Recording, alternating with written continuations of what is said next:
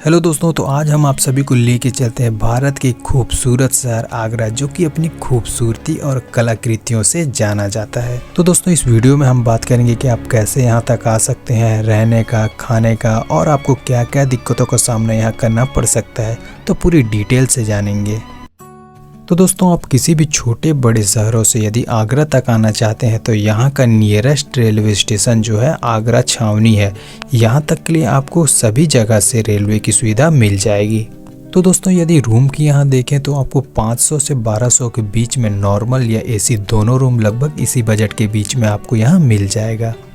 ताजमहल के गेट से हम लोग एंट्री करने के बाद सीधे निकल जाते हैं टिकट काउंटर के पास। तो यहाँ देखते हैं कि ताजमहल के परिसर में यदि आप सभी घूमना चाह रहे हैं तो आपको मात्र 50 रुपये पे करना पड़ेगा, और यदि परिसर के साथ मकबरे के अंदर भी जाना चाहते हैं तो आपको मात्र 250 रुपये लगेगा।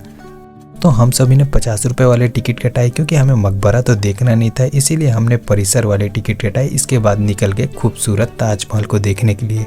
हम सभी लोग ताजमहल को घूमने के लिए लगभग 10 बजे निकल गए थे। यदि आप इससे भी सुबह जाना चाहते हैं तो जा सकते हैं, क्योंकि आगरा का ताजमहल जो है सुबह ओपनिंग 6 बजे से लेकर शाम के 6:30 बजे तक खुला रहता है।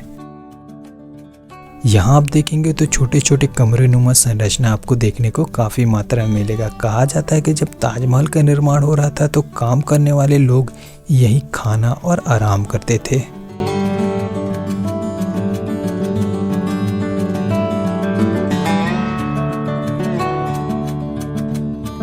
ताजमहल में आपको 4 दरवाजे दिखाई देंगे, लेकिन काम की माने तो यहाँ मुख्यतः 2 दरवाजे हैं, दक्षिण दरवाजा और पश्चिम दरवाजा, जो कि 4 मीनार के साथ खुलते हैं।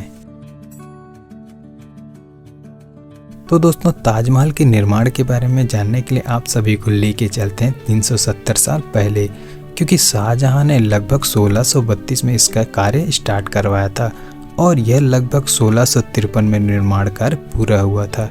इसको बनने में लगभग 22 वर्ष लग गए। ये जो एरिया आपको दिखाई दे रहा है, कहा जाता है कि ये लगभग 42 एकड़ में फैला हुआ है।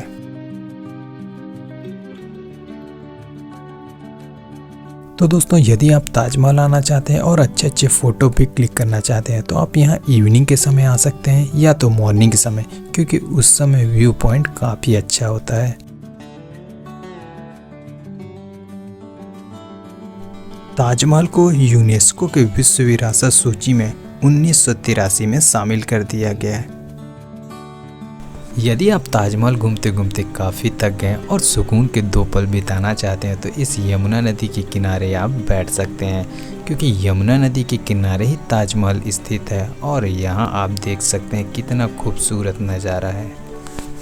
तो दोस्तों, यदि आप मकबरे के अंदर जाना चाह रहे हैं और कब्र को भी देखना चाह रहे हैं तो ये पॉसिबल नहीं होगा, क्योंकि उनकी रियल वाले कब्र को आपको देखने के लिए सीढ़ी से नीचे जाना होगा, जो कि किसी को जाने दिया नहीं जाता है।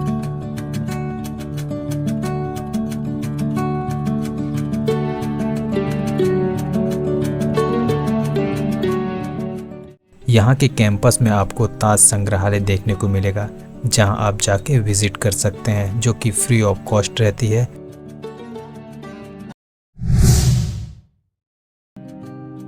ताजमहल घूमने के बाद आप सभी निकल जाएं लाल किला देखने के लिए। लाल किला जो कि ताजमहल से मात्र 4 किलोमीटर की दूरी पर स्थित है। लाल किला घूमने के लिए आप सुबह के 6 बजे से लेके शाम के 6 बजे तक यहाँ घूम सकते हैं। लाल किला के अंदर ये जो रास्ता दिखाई दे रहा है, कहा जाता है कि मुगल काल में जब युद्ध होता था तो इन्हीं रास्तों में बड़े बड़े पत्थरों को गिरा दिया जाता था।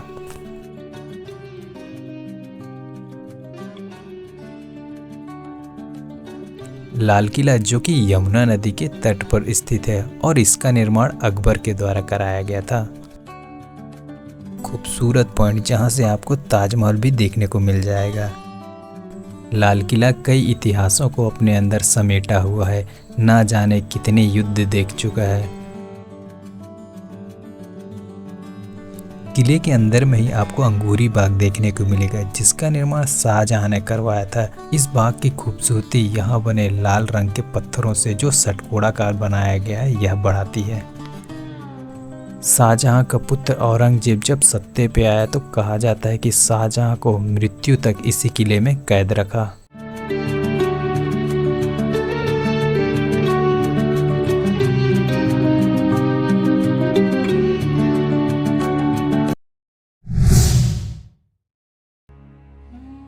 लाल किला घूमने के बाद आप सभी निकल जाएं एतमादुद्दौला मकबरा को देखने के लिए।